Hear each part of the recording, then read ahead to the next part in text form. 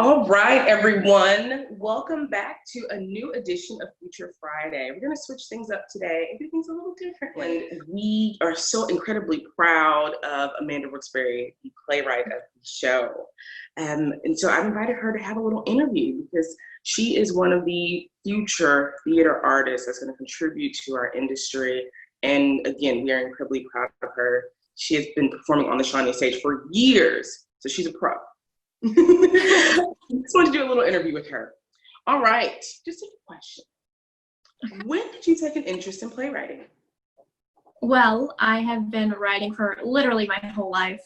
Ever since I was a little kid, I always wanted to be a writer. Like when people would ask me like what job I wanted to have, I would be like, oh, I want to be a writer. And and then when I got into theater in like 7th grade, so I was like 12 or 13, I started to like think about it, and I was like, you know, I could like still be a writer, but like write plays and stuff. And I was like, oh, that's really cool. And then finally this year, I got around to writing my first play. That's great. That's amazing. So how much did you pull from the source material, if any? So The Big Bad Wolf, which is my play, is based off of The Little Red Riding Hood, the traditional story that everyone knows.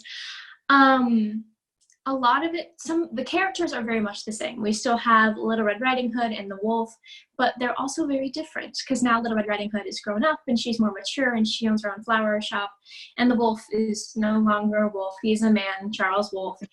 And the characters have a lot of the same characteristics, except Little Red Riding Hood is now more grown up and is not very easily tricked by the wolf, whereas the wolf is still very cunning and conniving and wants Rose to do what he wants. So it's kind of that game of cat and mouse still that was in the original story. And it's also a very mature twist on the tale that we all know. And I think it just gives it new life and a new Why did you want to tell this story? Okay, so this whole thing started in my art class. We don't have a theater class at my school. So my art teacher noticed that I took a liking to theater, and he was like, so why don't we do some set designs for some shows? And I was like, oh, cool. And then he was like, you know what, why don't we like write our own play? And I was like, oh, that sounds like fun. And then he gave me the prompt.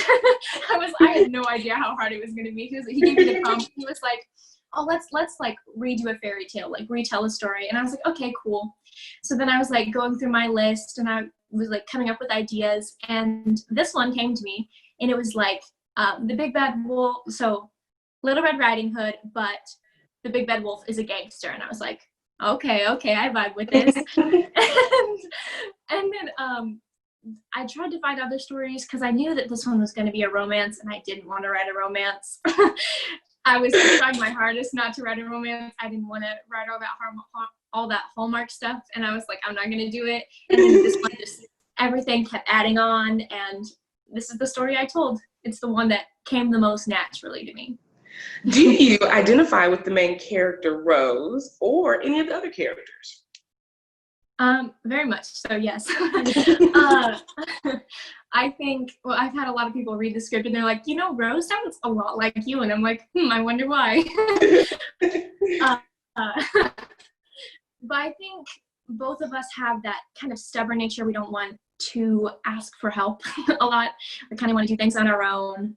And that's something I've had to struggle with a lot, and something I've had to learn to overcome, to ask for help when you need it and not just try to do everything yourself. That's something I've really had to work on. And I think that's something that Rose also overcomes in the story, and something that she learns to work past. So yeah, I identify with her in that way. Why did you choose this time period? The reason I chose this time period was, my idea initially was the Big Bad Wolf is a gangster. And I was like, well, what is like the time in which gangsters are the most prominent? And I was like, oh, of course it's going to be New York in the 1920s, no question. So yeah, and also just the Roaring 20s in general was just a fun time to be around, and I thought it would be an interesting time to choose. Also, another part of the script that's not as, it's more subtle, is like the hint of like feminism in it, and how Rose, which is like our main character, how she deals with being a woman in this time period and how she deals with being a business owner, where normally that wouldn't be the case in this day, and how she has to deal with that and the struggle she faces with those kind of things. Do you plan to continue writing?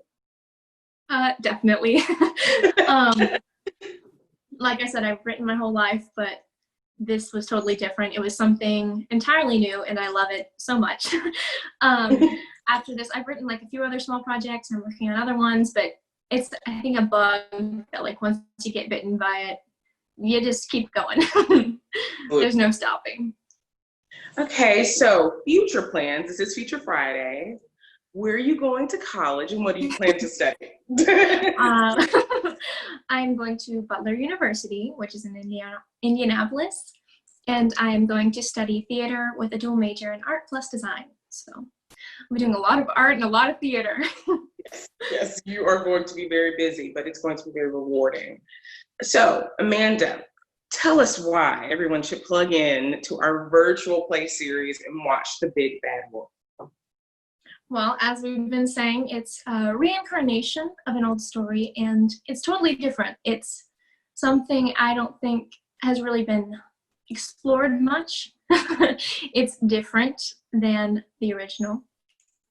And it's a love story between two characters that you wouldn't initially think would be in love. Well, thank you so much, Amanda. We are incredibly proud of you. We are so grateful for this opportunity to produce new work, obviously to work with a Shawnee alum, and in the midst of this crisis, continue to promote art. So thank you so much. We are excited for the premiere of The Big Bad Wolf this Friday. Stay tuned. Bye. Bye.